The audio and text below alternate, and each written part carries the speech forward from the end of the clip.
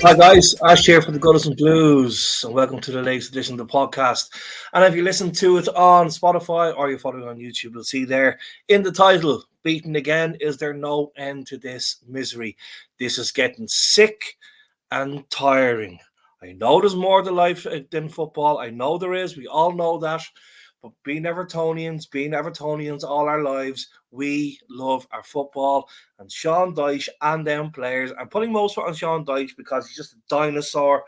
And I was so surprised still this morning.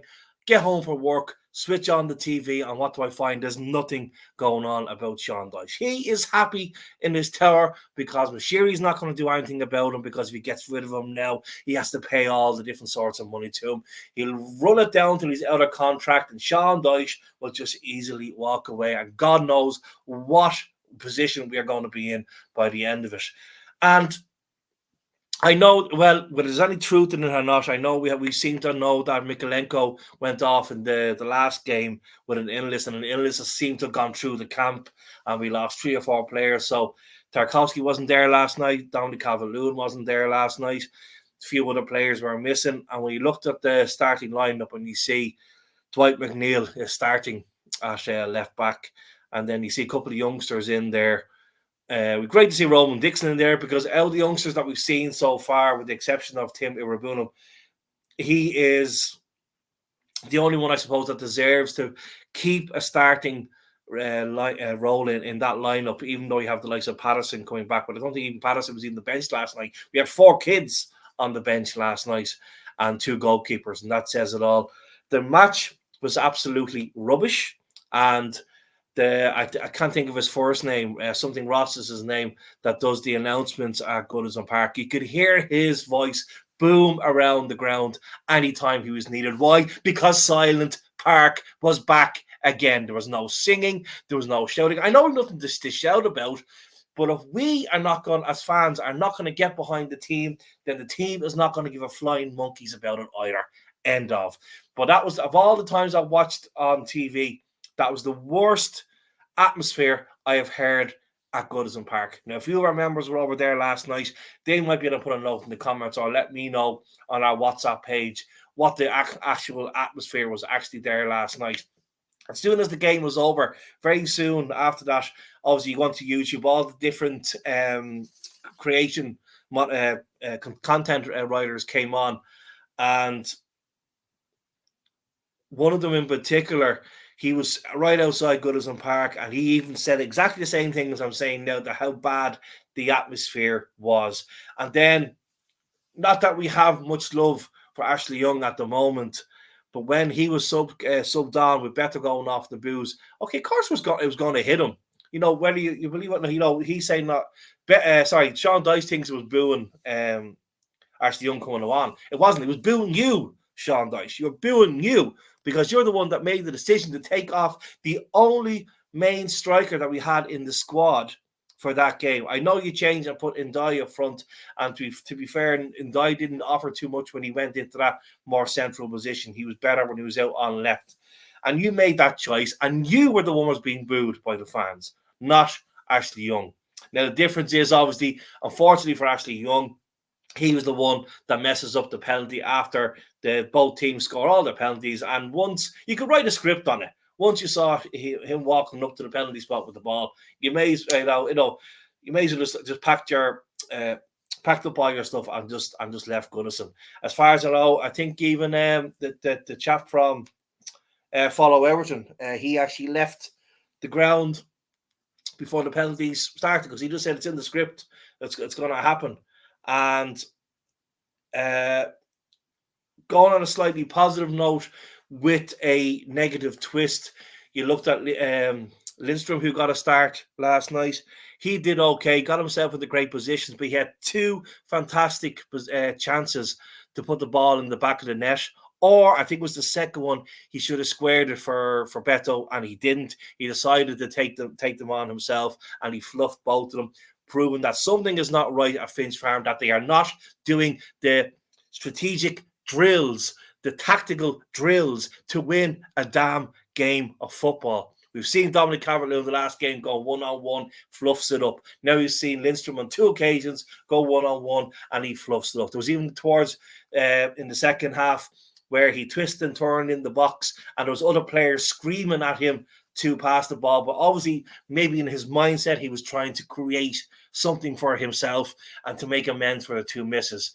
But goes to penalties, and as we all saw, whether you watched the game last night or you watched the highlights this morning, we were poor. And in a lot of the comments on Facebook, on Twitter, or X as they call it these days, the one thing that pretty much everyone said, we were at home, guys.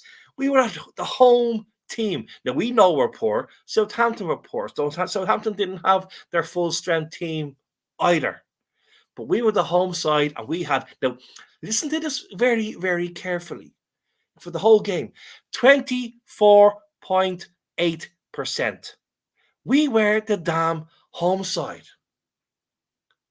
Now, let that sink in. We were the home side. We did absolutely nothing. And the bottom line is, as far as I'm concerned, that's a sackable offence in its fucking self. Sorry for the French. Well, obviously, I'll put this down for restricted anyway. So, it was terrible. And I watched it there before we did to work, and by Christ, was I in bad form going into work last night. Why? Because I have to listen. You watch the team that you buy the shirts. You in the bar watching the game when the goal goes in. You kiss the badge. Where we give a shite about the team, but Sean Dyche, I can't speak for Wone, but the rest of those guys, the players on the pitch, there's very few of them are giving an absolute shit for the club. It's terrible. And now we go for the game against Saturday. And as far as I was concerned, sorry I didn't get to do a preview on this game, by the way. As far as I'm concerned, this was a must-win game. Never mind what round of the cup it was or what team we had to put out. I've said this before, season in, season out. It's a competition that the club has never won. And the way to, and let's remember this. That was the very final Carabao Cup game last night at Goodison Park. And it all was ruined by a dinosaur of a manager and Ashley Young, who missed that penalty.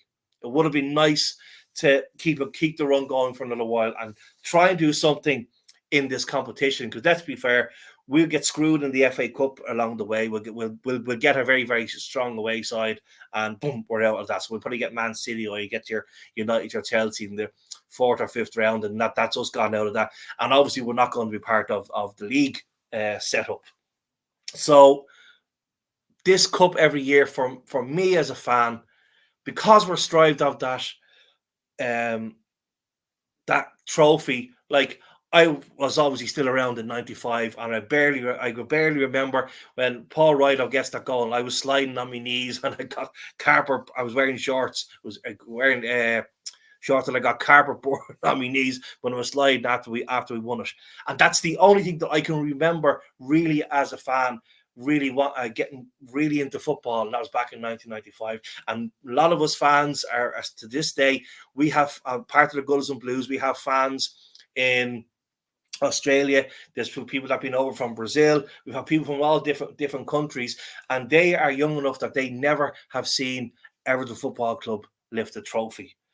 And their biggest accomplishment that we can look forward to now, and everybody keeps talking about it, is the new stadium, and the new stadium. But it's not going to be good. The new stadium going into the damn championship. That's going to be the biggest legacy that a lot of fans who are a lot younger than I am have to look forward to. And Sean Dyche doesn't give a shite. He did his usual, since I've been here, or since I've been here, and since I've been here, and since I've been here. That's what he has that in every single damn interview that he gets. He gets asked the question, oh, since I've been here, that's the way it's been. Oh, since I've been here, that's the way it's been. Shut up. Just get into a car, pack it up, and go.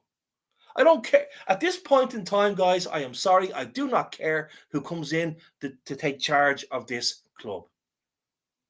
Because I see it, we're going to lose to Leicester. Southampton last night were dominant in that game. Not dominant in the sense of getting forward and giving us trouble.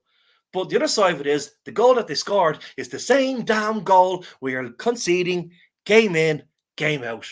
And we are not learning how to defend them. And I'm just, it's a routine now. Once that ball goes for a corner, we are Xing ourselves because we're just waiting for that ball to go into the back of the net from a corner. And then the other side of it is then, are we only going to score from a corner ourselves? It wasn't the greatest goal in the world. Yes, fair play to, was it, I'm trying to think who it was. That was it O'Brien? Was it Jake O'Brien? He kind of backs it out. It just stops it from crossing the line. He does the hard work. Michael Keane obviously tries to head it towards goal, and Decore sticks it in. I mean, it's 1-0. And you're thinking, okay, here we go. Let's kick off from here. But did Everton kick off from there? No, we didn't. Didn't bother at all. And Southampton for that game, that's why they had that possession. Just dominated around the pitch. They couldn't until they got the goal. They didn't hurt us in that way. But that's what football is all about. It's all you change your tactics. You don't do the same thing. And even when Dyche made the changes and put in Dyche up front, it was just João Virginia just lashing the ball at the front. He's not the tallest man in the world, so the defenders were just oversizing him out of it. He was never going to make it happen. So I felt sorry for him. And then some people may agree, some people may not agree. When it comes to the penalty shootout, we still had substitutes to take. Why didn't he bring Jordan Pickford on? I don't know. Somebody can answer me that. Why doesn't he bring Jordan Pickford on? He saved penalties for us before. He saved penalties for England. It would have been. I'm not saying João Virginia wouldn't have done it, because both keepers didn't have to make a save last night. The penalties were just there and thereabouts. Even Lindstrom, when he took the penalty, I put my hand on my head going, here we go. Here's a hat-trick and misses. And his penalty barely made it after coming off the post. But then, to go back to what I said earlier, once we saw Ashley Young coming up, you may as well just turned off your phone, turned off your TV, and just say, right, lads, I'm off down the pub. You may as well, because you saw that was going to happen. And the next game after that is Crystal Palace. And obviously, if those two teams beat us, which I think they will beat us, that's more points on the board. And they're like, it's only then so many games into the season. But this is what now? By the time those two games have played, if my calculations are correct, that'll be 5 wins in 30 games. 5 wins in 30. Bull. So get Sean Dyche out. It doesn't matter who's in. Mickey Mouse's cousin Bambi. I don't care who it is. Get him out of the club, because we are not going to survive with this. The other teams have strengthened well. We have strengthened to a certain point, and hopefully, eventually, that will kick in. But the likes of Jake O'Brien and Lindstrom and one or two others have to be more bedded in. And they had a chance last night to do that, and that's why we should have went for it. A competition that, put it to you this way, a lot of fans now are not Dyche fans. They just want him gone. They want him out. I saw it all over social media last night. Get out this morning. I haven't had a chance to listen to TalkSport, and that's probably the same thing. There's probably fans on there this morning saying, get out the club, you're done, get out the club. He'd have a statue outside Goodison if he went and won the League Cup. And as I said before, we should be taking that competition seriously every year. And if Sean Dyche had any balls and took it seriously last night, he would have taken off João Virginia before when the penalty shootout, or before the penalty shootout was starting. That's what he should have done last night. But he chose not to and messed everything up. So, rant over, guys. Finished 1-1 on the night, 6-5 to Southampton. Another year out of the cup. So another barren year, because we're not going to win the FA Cup. Bar every single team gets some sort of a horrible disease, and we get a just put through in every round, and we win the cup on merit. But we're not going to win anything. Obviously, we're not going to win the Premier League. We're not going to finish in European spots. We're going to be down there, thereabouts. And Sean Dyche is going to hold on to his job until, I don't know, hell freezes over. That's all I can say, guys. Anyway, thanks for listening, and thanks for watching on the YouTube channel, guys, as per usual. And I'll leave it with you, and I'll be back during the week with a preview for the Leicester game. Boy, it's hard being a content creator, and it's hard being an Everton fan. Until then, guys, take care, and I'll talk to you again soon. Cheerio.